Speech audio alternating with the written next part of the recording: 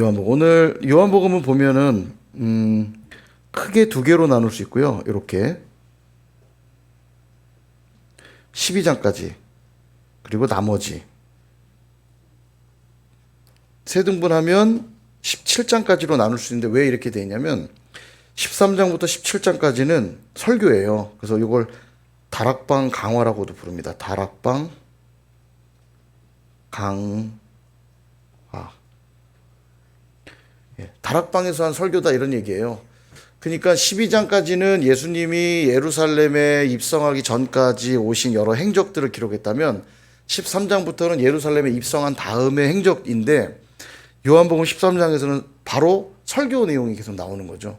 그러니까 6월절 만찬 얘기로 시작하는데 그때 이제 제자들의 발을 씻기시고 세족식 한 다음에 설교를 시작하세요. 쫙 약 5편 정도의 설교를 하시죠. 그래서 다락방 강화 요거가 여기 들어가 있고요.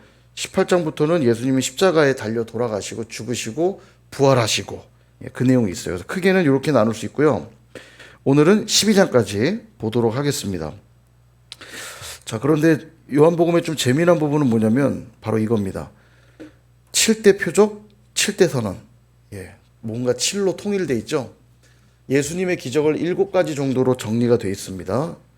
옛날에 기억할 때 앞자만 따서 외웠던 기억이 나는데 가왕배오 물신라, 가왕배오 물신라. 그래서 이게 되게 표적이 많이 나오는 것 같지만 요한복음에 딱 7개 정도의 표적이 나오고요. 그리고 7대 선언은 중요하죠. 예수님이 뭐 에고 에이미, 제가 이제 요한복음 설교할 때 여러 번 말씀드렸는데 헬라어로 나는 무엇이다, 에고 에이미인데 에고 에이미, 이 헬라어에 나는 뭐뭐다 이런 뜻이에요. 그래서 에고 에이미라고 말하는데 예수님이 내가 누구인지를 말씀하시기를 7가지로 선언하셨어요. 나는 생명의 떡이다. 언제 이 얘기하셨을까요? 어떤 사건 뒤에 추측을 한번 해보세요. 나는 생명의 떡이다. 어떤 사건을 버리시고 나는 생명의 떡이다. 이제 오병이어죠. 그러니까 어떤 사건, 요한복음의 특징은 뭐냐면 표적을 행한 다음에 표적의 목적은 뭐냐면 기적 자체가 목적이 아니라 사인이에요. 그 자체가 표식이죠. 표식. 예수님이 누구신지를 보여주기 위해 행하는 겁니다. 자, 세상의 빛이라고 말씀하셨고요. 나는 양의 문이라. 나는 선한 목자라. 나는 부활이요 생명이다. 나는 길이요 진리요 생명이다. 나는 참 포도나무다. 이렇게 7가지. 그래서 이것도 이제 기억할 때 떡, 빛, 양선, 북일참 이렇게 이제 외웠던 기억이 나요. 뭐 달달 외우실 필요는 없는데요. 7대 표적과 7대 선언이 있다는 정도 기억하시면 성경을 읽을 때 지금 7대 선언이 이루어지고 있구나. 표적이 나오고 있구나. 이렇게 구분하실 수 있을 것 같아요. 그 외에도 이제 특수 내용들 밑에 있고요. 이 정도 기억하시면 되겠습니다. 뭐 더 깊이 들어갈 필요 없을 것 같고요. 자, 한번 볼게요. 12장까지. 요한복음 1장. 요한복음 1장. 태초에 말씀이 계시니라. 무엇과 되게 닮아 있어요. 이 1장 1절이요. 창세기랑 닮아 있죠. 어느 정도 그것을 의도하고 요한 사도께서 또 그렇게 기록한 것으로 보여집니다. 근데 이 말씀은 누구냐? 하나님과 함께 계셨는데 이 말씀은 곧 하나님이시라. 누구시죠? 그런 말씀은? 예수님. 예수님을 가리켜요. 예수님에 대한 설명을 이제 말씀으로 쭉 풀고요. 14절. 말씀이 육신이 되어 우리 가운데 거하심에 우리가 그의 영광을 보니 아버지의 독생자의 영광이요 은혜와 진리가 충만하더라. 말씀이 육신이 되어 우리 가운데 거하셨으니까 성육신하신 사건을 이야기하죠. 말씀이신 그리스도께서 육신이 되어 우리 가운데 거하셨다. 여기 중요한 구절이고요. 14절. 자, 그 다음에 넘어가시면 뭐 쭉 읽어보시면 되실 것 같고요. 거기 나다나엘이 나오죠. 나다나엘 어디냐면 49절 47절 해볼까요? 47절. 예수께서 나다나엘이 자기에게 오는 것을 보시고, 요 나다나엘이 아까 누구라고 그랬죠? 바돌로메. 예, 바돌로메 네 글자. 나다나엘 바돌로메 옆에다 표시해 두시면 좋겠죠. 바돌로메라고 써놓으면. 자, 그다음에 2장으로 넘어가면 드디어 예수님의 첫 번째 이적 가나의 혼인잔치 이야기가 나옵니다. 예, 이건 뭐 요한복음에만 나오기 때문에 보시면 되고요. 그래서 13절 옆에다가 성전 청결 이렇게 쓰시고 21장, 11장, 19장, 2장. 요한복음에서는 2장에 좀 일찍 나오죠. 구성을 좀 다르게 가다 보니까 이렇게 앞에 나오게 되기도 했다고 보고요. 또 예수님이 두 번 예루살렘에 올라가셨다고 보기도 해요. 근데 뭐 어찌되었건 예수님 메시지를 전하는데 좀 더 포인트가 있기 때문에 21장, 11장, 19장, 2장 성전 청결 사건입니다. 그 다음에 3장은 니고데모 이야기가 나오죠. 니고데모가 예수님을 찾아옵니다. 밤에 찾아오죠. 니고데모는 사내들인 공회원이었어요. 말하자면 엘리트죠. 또 유대 교인이었겠죠. 유대 교도였겠고요. 예수님을 찾아와서 묻죠. 이때 나온 유명한 말씀 3장 16절 같이 한번 읽어볼까요? 3장 16절 시작. 하나님이 세상을 이처럼 사랑하사 독생자를 주셨으니 이는 그를 믿는 자마다 멸망하지 않고 영생을 얻게 하려 하심이라. 아멘. 예. 니고데모가 질문한 질문 끝에 바로 이 말씀 하고 있습니다. 표시를 해두시고요. 암송 구절이죠. 중요한 구절. 자, 니고데모가 요한복음에서 총 3군데 나와요. 표시해 두시면 또 도움이 될 것 같아요. 3장, 7장, 19장. 예, 이렇게 3군데 니고데모 이야기가 나옵니다. 참고하시면 될 것 같고요. 그 다음에 4장으로 넘어가면 사마리아 여자와 수가성 여인이라고도 우리가 또 많이 얘기하죠. 사마리아에 있는 수가성 여인과 예수님이 만난 장면이 바로 4장에 나옵니다.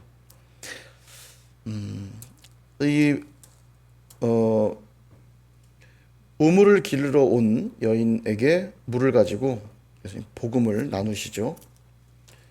근데 이 여인이 뭐 이제 6절에 보시면요. 이 여인이 시간이 6시라고 나오죠. 6절에 보면 야곱의 우물이 있더라. 예수께서 길 가시다가 피곤하여 우물 곁에 그대로 앉으시니 때가 6시쯤 되었더라. 자, 6시. 그래서 이걸 일반적으로는 유대 시간으로 하면 항상 플러스 6을 하라고 그랬잖아요. 그러니까 3시 그러면 오전 9시. 이렇게 해석하는데 이제 요한복음은 헬라식 시간, 그러니까 로마 시간을 쓰고 있어요. 그러니까 이 6시는 우리가 사용하는 시간과 같은 시간이라고 보시면 될 것 같아요. 그러니까 아침 6시일까요? 저녁 6시일까요? 예, 당연히 저녁이겠죠. 피곤하여 우물 곁에 앉으셔. 예수님 지금 올라가시던 길에 피곤하여 잠깐 쉬셨는데 6시, 저녁 6시쯤이었을 겁니다. 그러니까 요거를 예전에 계속 그 유대 시간으로 계산하다 보니까 낮 12시일 거라고 이제 보고, 낮 12시는 사람들이 이렇게 다니는 시간대가 아니거든요. 너무 뜨거웠기 때문에 정오의 시간들은. 그래서 뭐라고 해석을 많이 했냐면 이 여인은 남편도 막 여럿 있고 그런 내용 나오잖아요. 그래서 사람들의 눈을 피해 우물을 기르러 나왔다. 이제 이렇게 해석을 했지만 이걸 로마 시간으로 계산하면 6시에 물 들어온 건 너무 자연스러운 현상이죠. 그죠? 자, 그다음 또 하나는 남편이 5 있는데 지금 있는 남편도 네 남편이 아니구나. 되게 부정한 여자라고 주로 해석을 해왔지만 뭐 그럴 수도 있습니다만 여기에 포인트는 이 여인은 부정한 여인이라고 볼 수 있는 대목이 그렇게 많지가 않아요. 왜냐하면 이 여인이 첫 번째 한 질문이 뭐냐면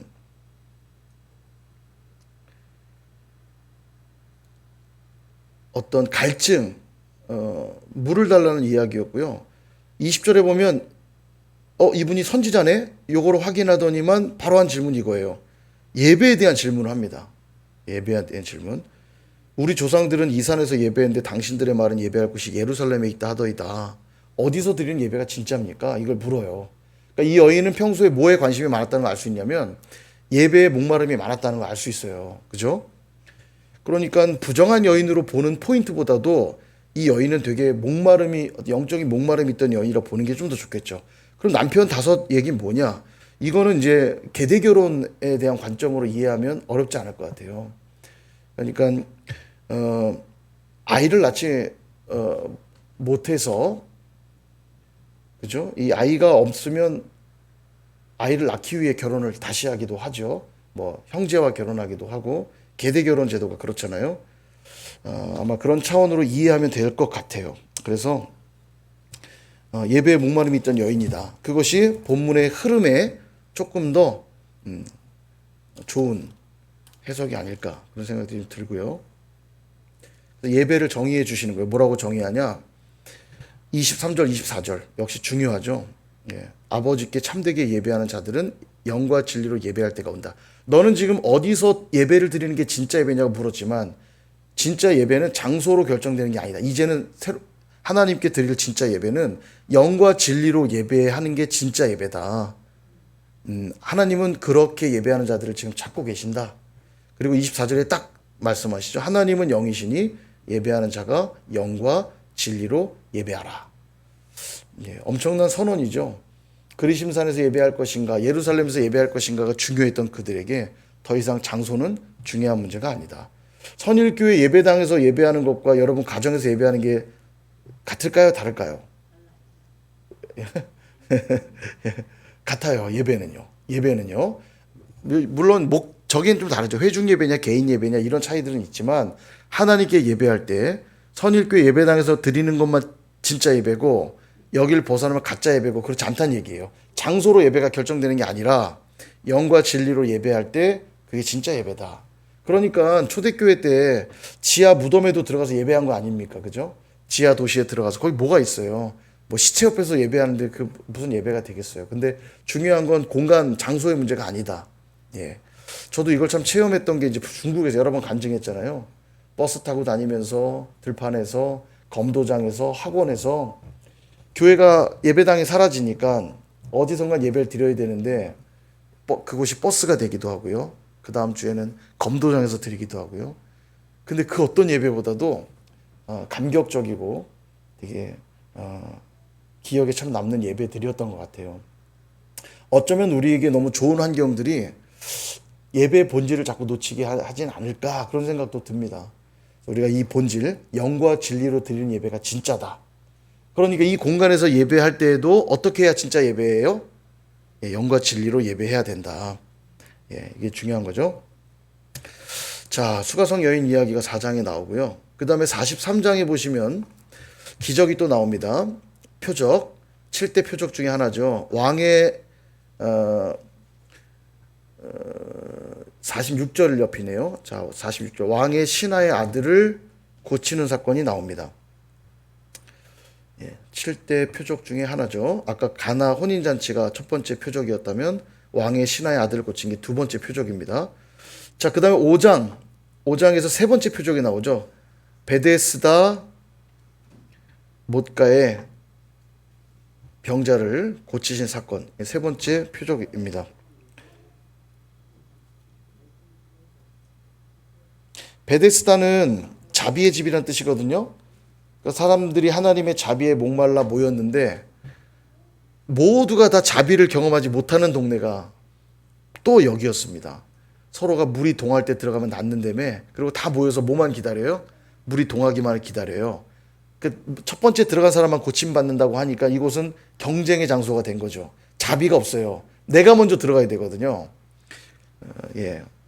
그래서 모두가 치유를 경험할 수 없는, 어떻게 보면 무자비가 넘쳐나는 곳이었죠. 예수님이 여기 오신 거예요. 참 자비이신 예수님이 오셔서 결국 그 얘기 하시는 겁니다. 어떻게 자비를 경험할 수 있는가? 진정한 하나님의 자비 대신 예수님을 통해서만 자비를 경험하는 거죠. 38년 된 병자에서 나음을 입고요. 자, 그 다음에 여기 5장에 보면 엄청난 예수님의 또 설교 아닌 설교가 나옵니다. 또 읽어보시고요. 중요한 구절 하나만 좀 체크하고 갈까요? 39절. 자, 39절 한번 읽어볼까요? 시작. 너희가 성경에서 영생을 얻는 줄 생각하고 성경을 연구하거니와 이 성경이 곧 내게 대하여 증언하는 것이니라. 아멘. 그러니까 성경을 통하지 않고는 예수님을 알 수가 없죠. 우리가 성경을 공부하고 연구해야 될 이유가 거기 있습니다. 6장, 이 6장에서 드디어 오병이어 사건 나오죠. 오병이어는 사복음서 다 나오죠. 14장, 6장, 9장, 6장, 예, 이렇게 4개 복음서에서 다 등장을 합니다. 오병이어 사건들은 우리가 잘 아니까 넘어가도 될 것 같고요. 16절 옆에 보면 바다 위를 걸으신 사건이 또 나오는데요. 요거는 14장, 6장, 누가복음에는 안 나오고요. 요한복음 6장 이렇게 14, 6, 0, 6 옆에 표시하시면 되겠습니다. 그리고 이 오병이어 사건 끝에 드디어 나는 생명의 떡이다. 그 얘기를 하시죠. 아까 7대 선언. 예. 중에 첫 번째 선언이죠. 나는 생명의 떡이다. 자, 그다음 7장 넘어가면요. 7장 2절을 보시면 유대인의 명절 초막절이 가까운지라. 예, 초막절. 이때 뭐에 얘기하시냐면 37절과 38절에 보면 중요한 말씀을 하는데요. 명절 끝날 곧 큰 날에 예수께서 서서 외쳐 이르시되 누구든지 목마르거든 내게로 와서 마시라. 나를 믿는 자는 성경의 이름과 같이 그 배에서 생수의 강이 흘러나오리라. 아멘. 자, 초막절에 또 예수님 가르치시는데요. 생수의 강. 성령을 가리킴이라. 예. 부으실 성령을 가리키는 것이다라는 표현 보시면 되겠고요. 요게 이제 여러분 기억하실 겁니다. 저번에 제가 그 에스겔 마지막에 성전에서 성전 문지방에서 흘러나온 물이 각종 과실을 열매 맺게 하고 물고기들이 살아나고 막 이제 그런 환상들이 여기에 지금 성취되고 있음을 말하는 것이기도 하거든요. 자, 그 다음에 7장이잖아요. 여기가요. 아까 기억하실 겁니다. 니고데모가 50절에 등장을 합니다. 율법을 알지 못하는 이 무리는 저주를 받은 자로다. 그 중에 한 사람, 곧 전에 예수께 왔던 니고데모가 말하되, 예, 니고데모가 등장하죠. 예수님을 옹호하는 장면으로 등장을 합니다. 그러니까 이미 마음으로는 예수님을 믿고 따르고 있다는 걸 확인하고요. 마지막 19장에서 예수님 죽은 다음에 시체를 향품 바르고 했던 사람이 니고데모잖아요. 근데 예수님이 시신을 챙겨갔다는 건 제자됨을 만천하에 알리는 모습이기도 하죠. 예, 아마 그렇게 믿음은 자라가는 것 같아요. 처음엔 밤중에 호기심 어린 마음으로, 궁금한 마음으로 그렇게 찾아갔지만 주님의 가르침들을 확인하고 예수님을 만나면서 점점 제자가 되어져 가는 것 같아요. 우리도 8장에 보면 가늠한 여인 이야기가 나오죠. 예, 죄 없는 자가 먼저 돌로 치라. 자, 그리고 나서 12절에 보시면 두 번째 7대 선언 나옵니다. 예수께서 말씀하시되 나는 세상의 빛이니. 옆에 표시하시면 되겠습니다. 나는 세상의 빛이라. 그러니까 그분이 아니시고는 우리는 어둠에 있을 수밖에 없겠죠. 너희가 전에는 어둠이더니 예수님이 아니면 우리는 여전히 어둠 가운데 죄와 허물 가운데 죽을 수밖에 없는 이미 죽은 자들일 수밖에 없다. 그러나 빛 대신 그분이 오는 순간 어둠은 물러가잖아요. 예. 자, 그 다음에 32절 암송구절 표시 좀 하시면 좋겠어요. 진리를 알지니 진리가 너희를 자유롭게 하리라. 네. 그 다음에 이제 9장 여기다 중요한 말씀들이 많은데 읽어보시면 될 것 같고요. 9장 실로암 맹인 고친 사건이 나오죠. 실로암 맹인.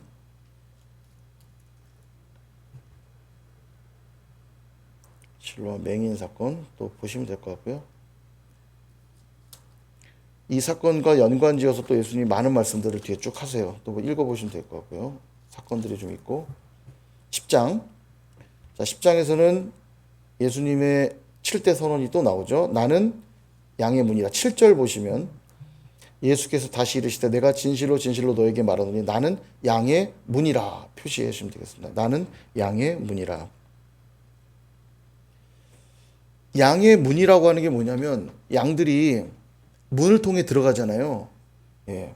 그 문이 되시는 분이다. 그러니까 예수 그리스도를 통하지 않고는 우리는 그 생명의 연회 가운데 들어갈 수 없다는 걸 또 말씀하고 있죠. 양의 문이라. 만약 문으로 들어가지 않고 담 넘어 들어가면 이는 강도다. 예. 이렇게 말씀하죠. 예수님이 아닌데 들어갈 수 있다고 말하면 다 사입이죠. 이단이고요. 이단 교주들이 다 자기가 예수라고 말하죠. 자기가 성령이고 자기가 예수고 다 사입입니다.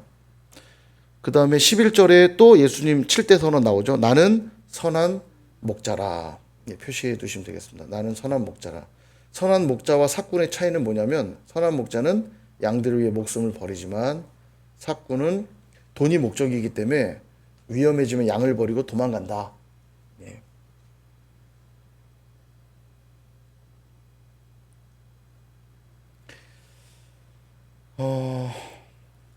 쭉 읽어보시고 요한복음이 재밌습니다. 요한복음이 기록 목적이 뭔지 아시죠? 요한복음의 기록 목적은 예수님의 이름을 힘입어 생명을 얻는 것과 예수님이 하나님의 아들이심을 알게 하려고 기록했다. 이렇게 말하거든요. 그러니까 요한복음을 많이 읽으시면 참 좋을 것 같아요. 많이 읽으면 그만큼 예수님에 대해 더 뜨겁게 만날 수 있는 것 같아요. 자, 10장 지나서 11장. 자, 이제 곧 끝나겠죠? 좀 힘내세요. 11장에 보면 죽은 나사로를 살리신 사건이 나옵니다. 나사로. 자, 여기서도 예수님의 7대 선언이 또 나옵니다. 11장 25절. 예수께서 이르시되 나는 부활이요 생명이니 표시해 두시고요.